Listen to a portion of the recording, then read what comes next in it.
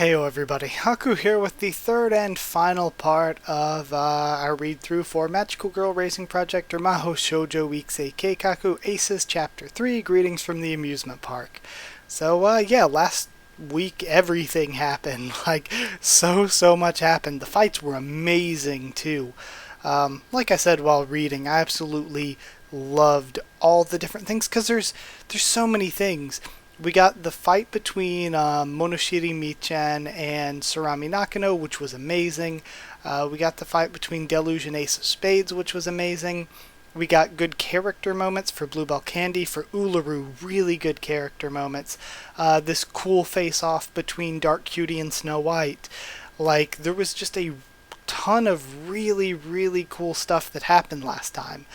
So because all of that happened, we kind of had this massive fight between all the different groups, and now they've sort of split off. I would think that for the rest of this chapter, probably we'll just sort of start transitioning away from that fight, sort of getting the aftermath of that fight, like we already sort of got with Snow White's group, and transitioning into whatever comes next. Now we might not start that till the beginning of next chapter, but you get what I mean. So what we're going to be reading this time, we are on page 34, starting off with Princess Deluge. We just stopped seeing something from I think Snow White's point of view. I'm not sure if it was Snow White's exactly. Yeah, it was Snow White's point of view that we just ended off on. So yeah, we're starting with Princess Deluge, page 34. When she woke up, she was staring at a shoddy-looking ceiling with peeled-off wallpaper. Bluebell was looking into her. She had been using her knees as a pillow for Deluge to lay on. In a panic, Deluge tried to raise her body. Her back cracked, and she gritted her teeth. "Deluge, don't do anything sudden. You've been laying down ever since you got here." She didn't reply, swatting away her hand and getting up. The three magical girls, Dark Cutie, Monoshiri, Michan, and Glacienne, were silently staring at her, mouth open. "I'm fine," said Deluge, raising her right hand. The three of them began talking again. Something about the battle at the amusement park earlier. That's right, they had a fight at the amusement park. Deluge shivered. She had a fight with the Ace of Spades and killed her. She looked at her right palm. There was still a phantom feeling within them. She licked her lips, gritted her teeth, and got up. Bluebell moved to stop her. "Come on, don't be unreasonable. You need rest." She didn't reply and swatted her hand. She knows she's being unreasonable. She has to be. When she looked at the three girls who were talking, she heard the name Snow White. "Snow White," she unexpectedly replied. "Ah, you know of her, Deluge? She's pretty famous." "Snow White's here." Among all the magical girls that Glacienne had talked about, when the name Snow White was mentioned, Dark Cutie and Monoshiri Michan also agreed that her appearance and behavior had to be the magical girl hunter herself. While the three of them were discussing measures on how to deal with the magical girl hunter, Deluge had other thoughts. Princess Deluge never thought that Snow White would become an enemy of hers. Although they met as enemies from the moment she saw her face, she never felt a feeling of being foes. Unlike other magical girls, she seemed to be someone who didn't come to fight. Perhaps using her magical skill of being able to hear the voices of people in distress made her realize that the pure elements weren't there to fight either. Afterwards, when Grimheart and the Shufflins attacked, Snow White became the most valuable ally she could have. She gave accurate instructions, planned strategies, and even fought the Ace of Spades, which nearly made Deluge afraid, without any fear. It was her figure that made Deluge able to fight till the very end. She didn't know who her real identity was, though she was clearly different from the other magical girls. All she knew was that she was Inferno's friend. For example, Marika Fukuroi, the brave, or shall we say fierce magical girl who charged in ahead of everyone, would give healing fruits to Inferno and Deluge when they were in trouble. Yet Deluge didn't really feel a sense of familiarity with her. There were times where she was even scared of her, wondering if she was all right in the head or if she would hurt her. Snow White had a secret identity. She knew that she was once human before this, since she was once Inferno's friend. She was probably close to Inferno as well. Not to mention, she often consulted with her mascot character. All the magical girls Deluge had watched on TV had done the same. A magical girl who rescues people in need with her mascot character is like a hero. Even in a fighting or slice of life anime, the mascot character follows the main character around. I love this. One of the magical girl shows that Nami Aoki watched was Magical Daisy. In it, both Daisy, the protagonist, and her mascot Palette had adventures like this. Though she didn't realize it then, Nami was happy when she saw snow. Aw, man, I love this. We're having Daisy coming back. Like, instead of Cutie Healer, who is one of Snow White's people that she looked up to, we have Deluge watch Magical Daisy on TV. Nami was happy when she saw snow. Okay. It was probably only a month or so ago, but it seemed like such a long time since then. Snow White had earned the nickname Magical Girl Hunter. She earned that name due to her activities hunting rogue magical girls from the west to the east. So Deluge had heard. Even if Snow White didn't personally confirm it, Deluge still remembered that she had a scared reaction to it. Although she couldn't be there for her last moments, Deluge had asked Bluebell for recordings of the event. She saw Inferno ask Snow White in her dying breath to hunt down rogue magical girls, since she was the magical girl hunter. With Snow White hunting rogue magical girls even now, which means at this moment the rogue magical girls would be the ones attacking Premium Sachiko, the Yasuke faction's Shufflin, Dark Cutie, Monoshiri Michan, and Princess Deluge. Snow White had her mascot character by her side, and Deluge had demons by hers. She knew she was beyond the point of no return, but she prepared nonetheless. She didn't even want to go back across that line, and she'd fight anyone that forced her to. And yet, when she thought of Snow White, her chest tightened. She can't help but think of Inferno when thinking of Snow White. That was because Inferno's middle school friend, the one who fought Shufflin beside her, and the one who stood beside her as she died, was Snow White. Though her chest tightened, she kept her impulses in control. She took some medicine from her case, and had one serving. Still not enough. Her chest was still tight, and it hurt. Bluebell, I need candy. Deluge, you really shouldn't eat so much. It's fine. When she ate the candy, she felt a little lighter. Not that feeling lighter was her goal, but if she wasn't feeling so pained, she'd reduce the need for medicine. Okay, so this is really interesting, where Deluge is realizing, okay, I'm kind of the bad guy, but I need to do this for my revenge. And Snow White is the person who's carrying on Inferno's will. So it's like the person trying to get revenge for Inferno and the person trying to carry on Inferno's will are both in conflict with each other, which is really cool and interesting. I really love the depth of writing. This series is just so good. But now we have Glacian on page 37. Glacian. It's been 30 minutes since they regrouped from the amusement park fight. As planned, Deluge and the demons were able to take care of the card soldiers.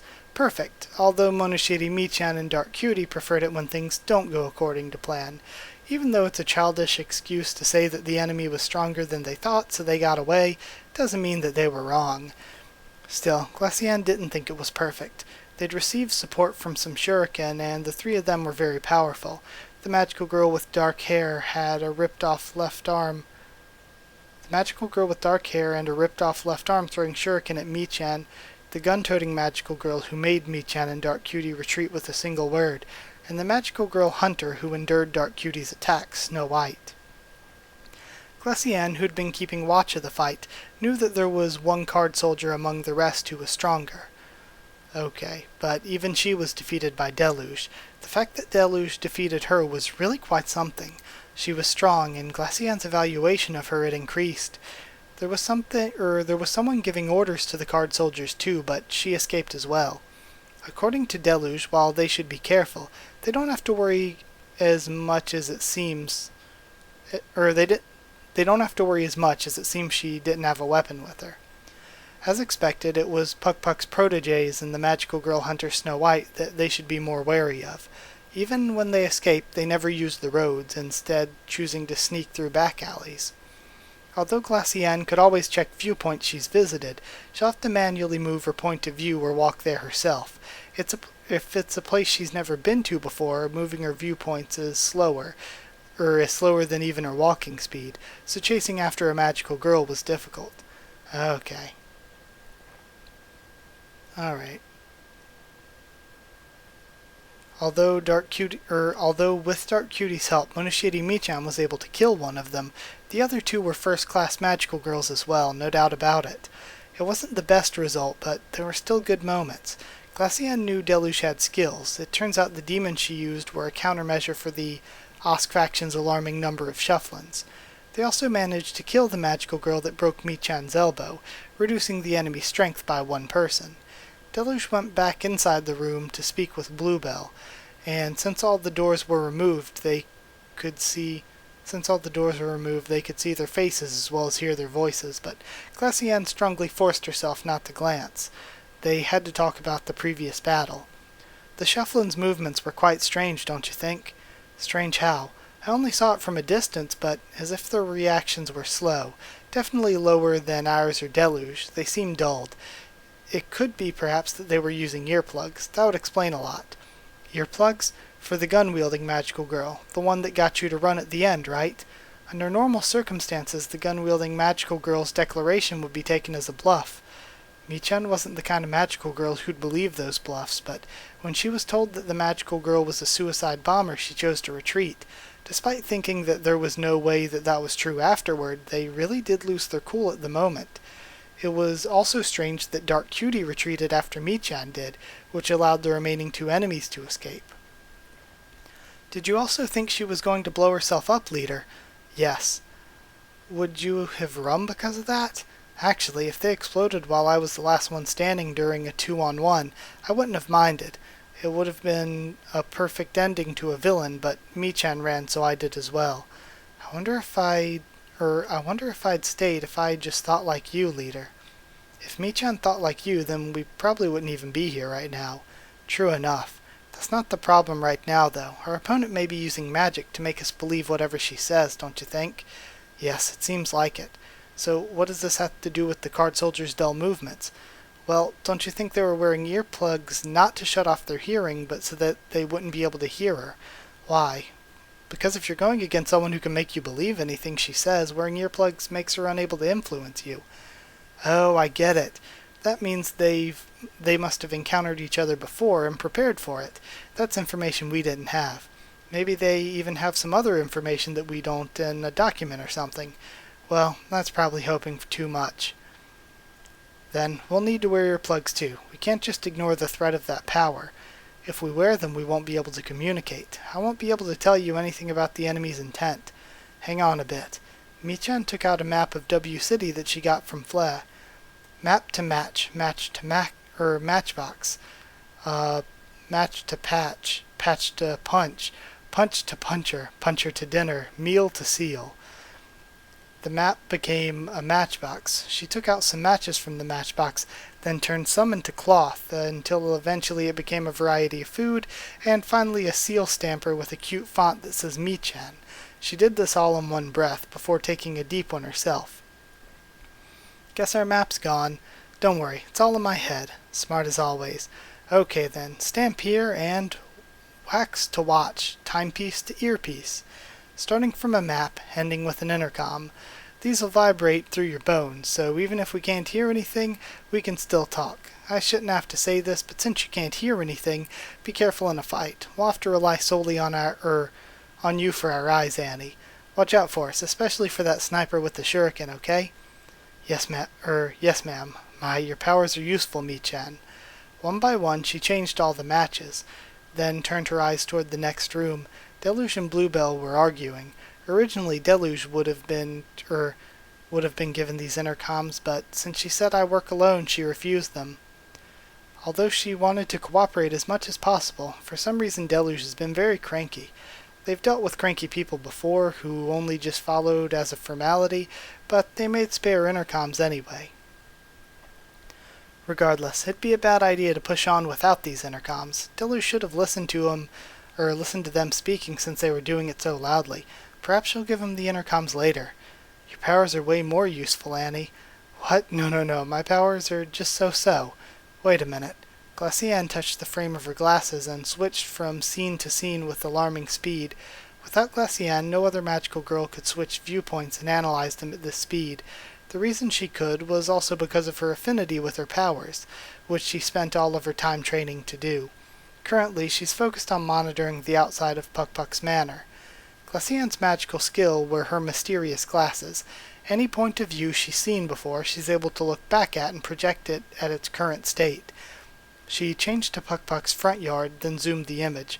A car passed by, what looks like a luxuriously foreign car as well. There's a strange car. A magical car? No, it looks normal, but the side of the car had a laurel with feathers engraved on its side. That was the symbol of Puck-Puck's manor. Michan, do you know what emblem Puck-Puck uses? Some kind of laurel with feathers on its side? Okay, then that's Puck-Puck's vehicle. Tracking now. It's one thing if it's a magical car, but a normal car is much easier to track. It's helpless against being tailed. Moreover, it'd be difficult to avoid a surprise attack. The fact that her opponent's even using a car like that, knowing that there's been battles all over the city, means she's probably not even used to this situation. Even if they were, it's fine so long as it helped her find premium Sachiko. Whoever was inside the mansion had not come out of the area at all. Earlier, the magical girls asked for support. It looks like premium Sachiko's already been found.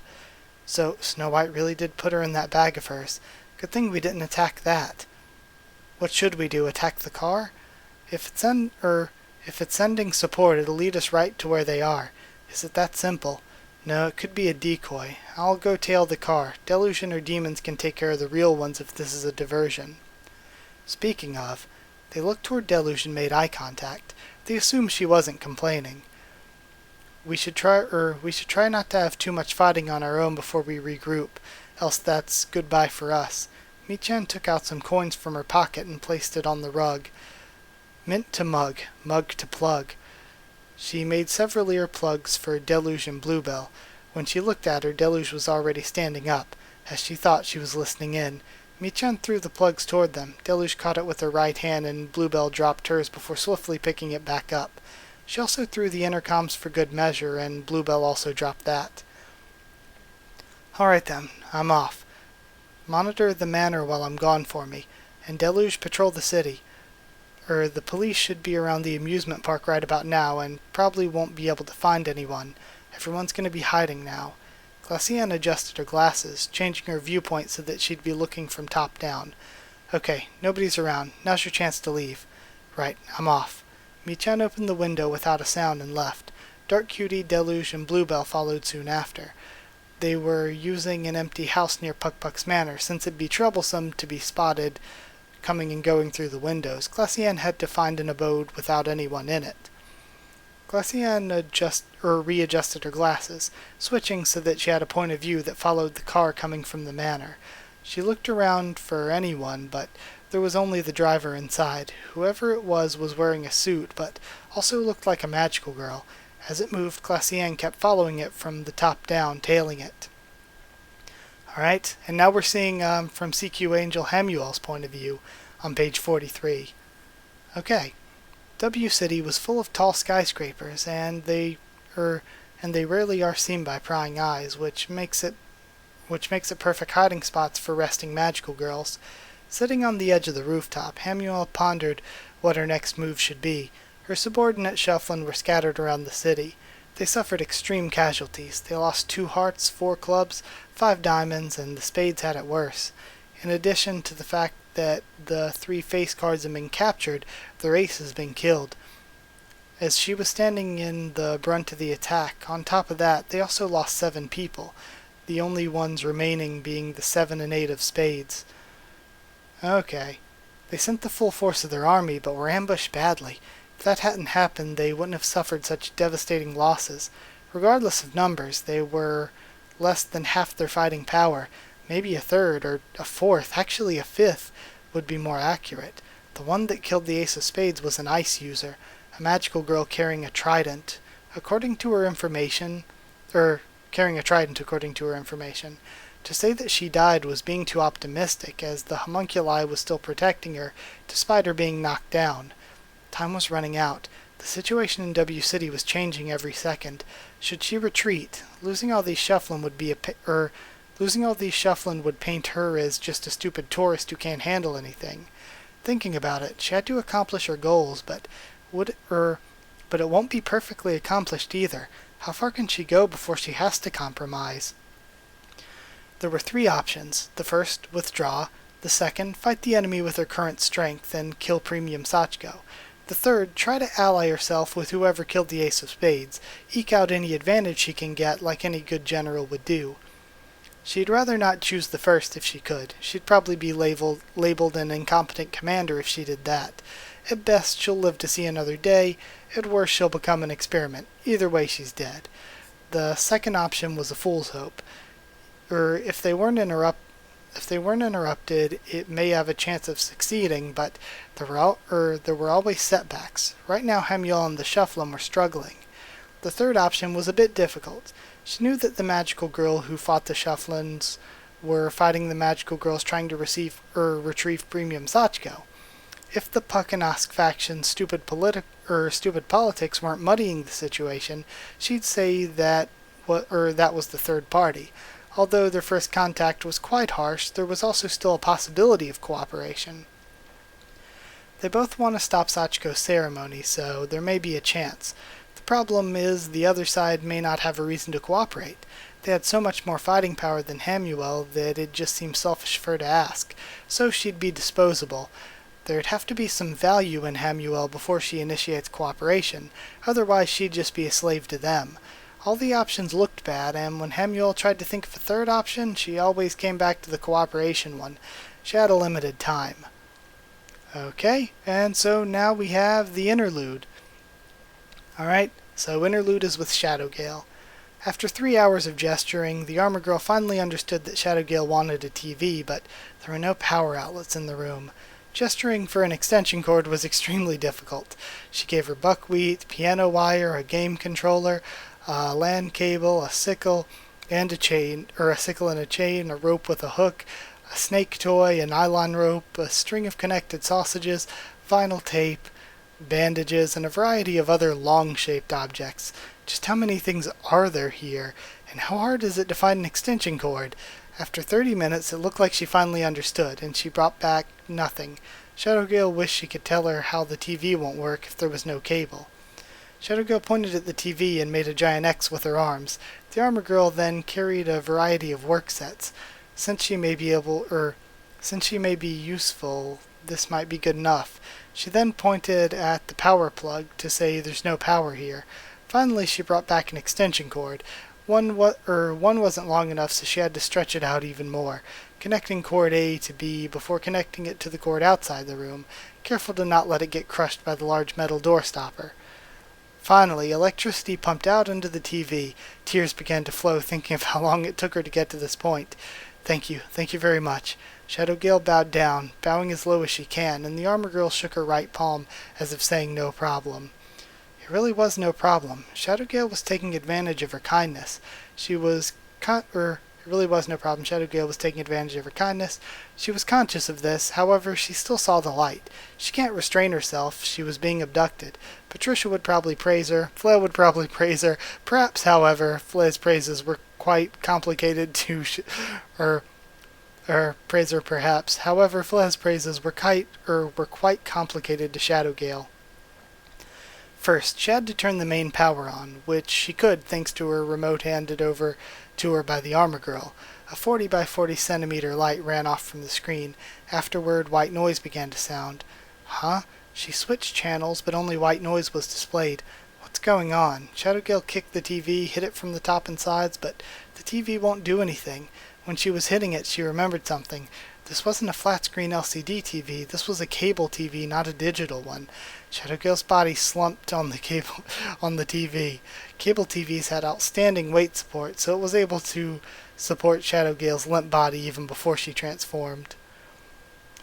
Okay, so that was like kind of what I thought it was going to be, where it was just sort of chill, cool down, explaining what's happening with Deluge's group and what's happening with Hamuel's group after this fight. Since we already last week, I decided to read that with Snow White's group.